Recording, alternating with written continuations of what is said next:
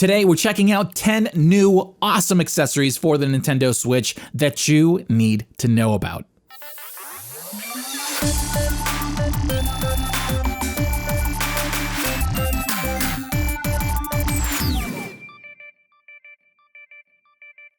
Welcome to A Game From A Box, this is Sergio AM, and by the end of this video, we've hit another milestone, and that is covering over 100 Switch accessories in this series. What do I even say to that?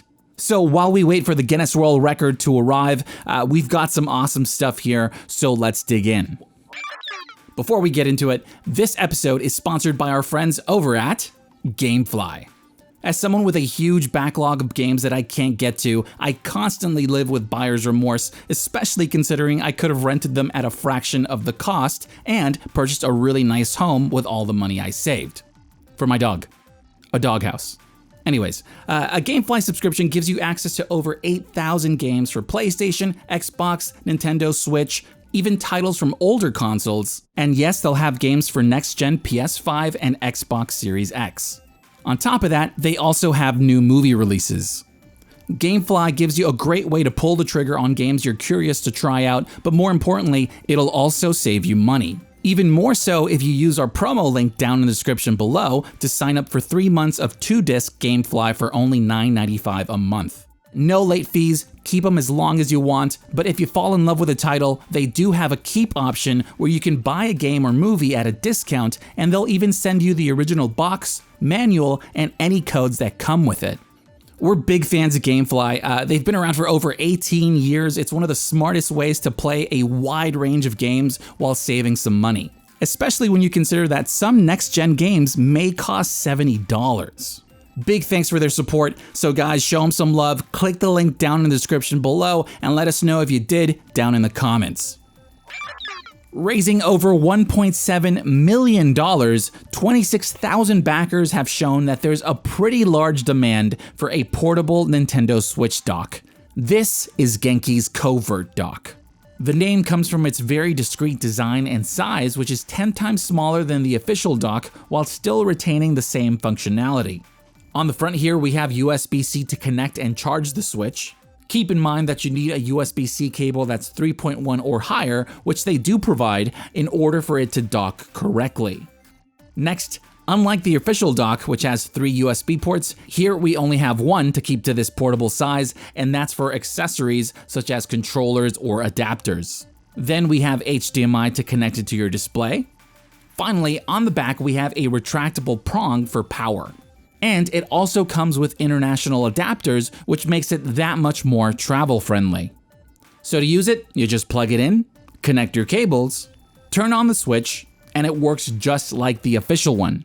But like I said, make sure to use the right cable, USB-C 3.1, or it won't work. Now it gets better because this also makes for an awesome charging brick for all your other tech with the latest PD 3.0 protocols to fast charge phones, tablets, and even laptops. If that's not enough, it can even output those screens if they're DisplayPort compatible. And all that is why the Covert dock has become one of our new favorite accessories for the Switch. Just toss it in a bag along with another set of Joy-Cons and you'll be TV mode ready wherever you go. Back in the early 90s, Nyko released the Shock and Rock for the Game Boy Color. Think of it like a rumble pack which works off the in-game audio while also providing power, louder external speakers, and a better grip. As a kid, this blew my mind. It was amazing, even though it wasn't perfect.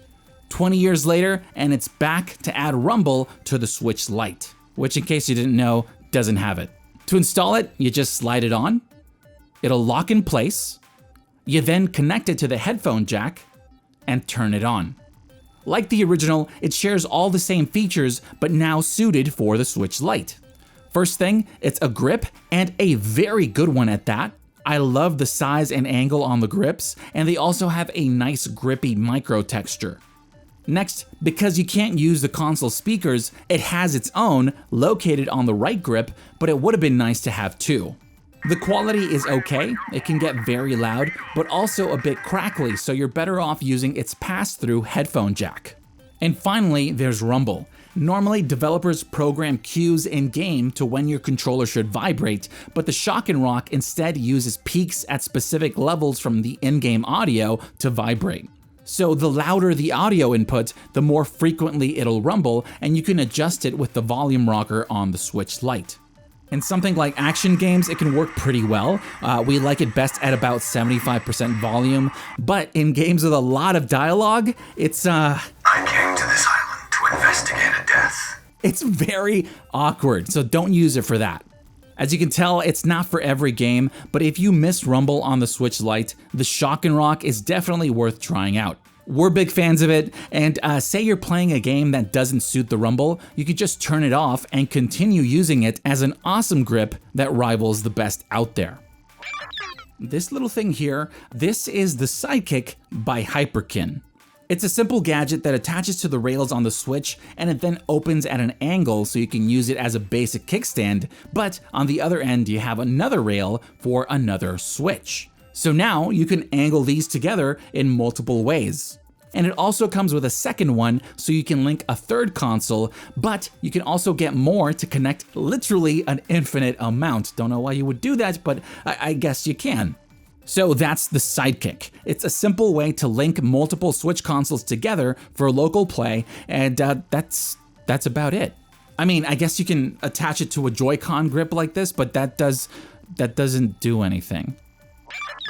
All right, we finally did it. We found the courage to swap out the shells of our Switch and Joy-Cons, and boy, was it worth it.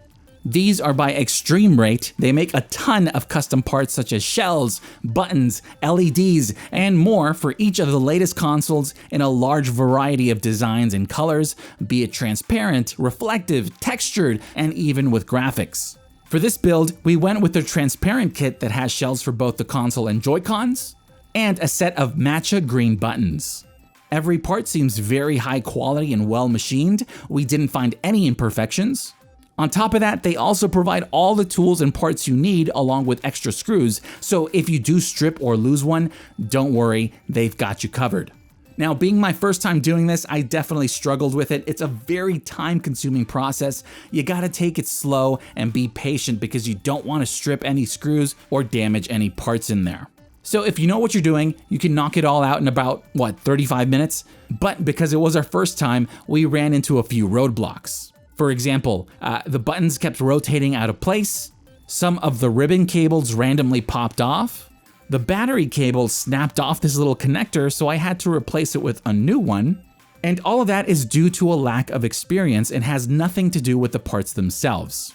So like I said, be patient. Anyways, 3 hours later, and here is the final result. Was it worth it? Completely. Love the way these look and feel. They just look awesome. Look at that. On top of that, now that I'm a bit more familiar with the inner workings, it opens up a world of both customization and I can also tackle repairs by myself.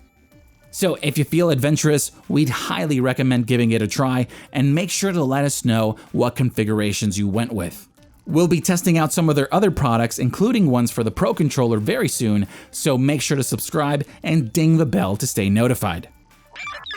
No, it's not a lunchbox. I mean, you probably could use it for lunch, but no, this is PDP's Pull-N-Go Case. It's a 2-in-1 carrying solution for the Switch from their Elite line of cases, which share this premium-y looking design. You've got durable materials throughout, it's semi-hard shell, and you can carry it by either the shoulder strap or the plush handle that connects via G-hooks on the sides, and that's so you can quickly remove them along with this rubber strap to access the Velcro attached slim travel case for the Switch. Which, by the way, is held very securely, no way it's gonna come off on its own, and if someone tries to steal it, that Velcro works as a very loud alarm. As for the case, it's pretty much a simpler version of their standalone slim case with a screen protecting flap that has 6 game card slots and a small accessories compartment. Then you have the slot for the Switch below. Next, we have the second bag to carry the rest of the Switch kit. Here we have a deep compartment with an accessories net in the back, along with soft padded walls that we can use with the 4 included Velcro dividers. So like you see with photography bags, you can arrange these in all sorts of configurations to best suit your kit. That means you can make space for the official dock, some controllers, grips, a power bank, your cables, etc. Overall, love the 2-in-1 concept here. This modular approach makes it perfect to travel with, so you can either take just the Switch by itself or snap it back on and take the full kit along with your lunch. We've checked out PDP's line of Deluxe controllers before, but this latest one adds 2 highly requested features, which makes it a new favorite. This is the Afterglow Wireless Deluxe controller.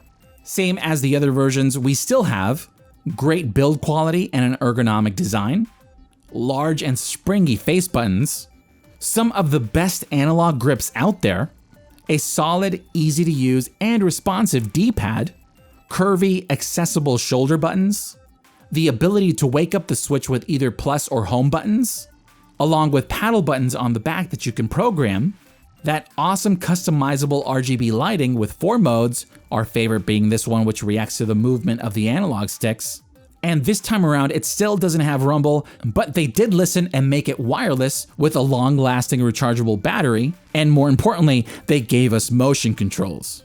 So it's not just all looks, because there's definitely some substance here along with those new additions, which make it a new favorite that we can safely recommend. We're always on the lookout for new protective cases for the Switch, and recently we were surprised to find one by Spigen, makers of phone cases that we're big fans of and have been using for years. It's available for both Switch and Switch Lite, and like their phone cases, these have a very similar stylish, clean, low-profile design with beveled edges, gently textured grips, and a transparent back.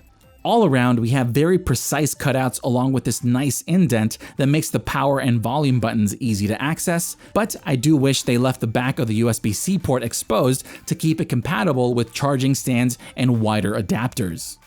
Now, looks aside, it's also very tough. On the grips and towards the lower corners, we have a very thick amount of protection that thins out at the top, and like just about every other case, does leave the shoulder buttons exposed, so if you do drop it, you don't want it landing on there. While we're here, this little piece in front of the L and R buttons does make it a bit difficult to insert and remove, but it's not really a deal breaker. So if you're in the market for a clean, slick case for your Switch, Spigen has you covered. It's thin, yet protective, feels good in hand, and you can do this with it. Which I actually forgot to mention, it comes with a very long and elastic wrist strap, but don't do this with it. This is the VX2 AimSwitch by GameSir, which gives you a PC gaming experience on console. It's a keypad and mouse combo that we've primarily used with the Switch, Switch Lite, and PC, but it also works for PS4 and Xbox One. There's a lot to like here. It's well designed with very solid construction. It can be used wired or wireless. It has a 7-hour battery life. It has non-clicky TTC red mechanical switches, which feel a lot like MX Brown's. It has a small joystick that works as either the left analog stick or D-pad. You can fully program the thing via the app, which lets you adjust a ton of settings, but sadly, no macro support. And it wouldn't be a gaming peripheral without RGB lighting and effects. Now, whether you customize the bindings or use the default, it'll take some time to memorize and get used to it, but once you do, it works well in just about any game. However, it's clearly best for shooters due to the accuracy you gain from using a mouse. Speaking of which, the included one is pretty decent. It's very lightweight due to its skeletonized design and has a good list of specs, but in our testing, we did experience a few random jumps and stutters. One expensive way around that is with Razer's Viper Ultimate, because yes, you can use other mice with this keypad. Regardless of what mouse you hooked up though, because it's mimicking an analog stick, it won't exactly feel identical to PC. Regardless of what settings we adjusted, it feels a bit floaty, and things like flicking or quick turns don't work exactly as they should. So the best way to use it is similar to motion controls, where you move into position and use the mouse to fine-tune your aim. So if you want a PC-like experience on consoles or a portable gaming setup for your laptop, definitely check out the VX2 AimSwitch. It gives you a massive advantage in shooters, which I'm sure many will hate you for. There's a lot of protective cases out there for the Switch Lite, but if you have kids or if you have an Otter case on your phone, then Nyko's bubble case may just be for you. Unlike most cases which are made of a rigid and tough TPU, this one's made of a softer, high-density foam that's very thick and shock absorbent. It's available in 3 colors, has a round, bubbly design, hence the name, and it looks a lot like those kid cases for tablets. It even has feet so it can stand on its own for tabletop mode.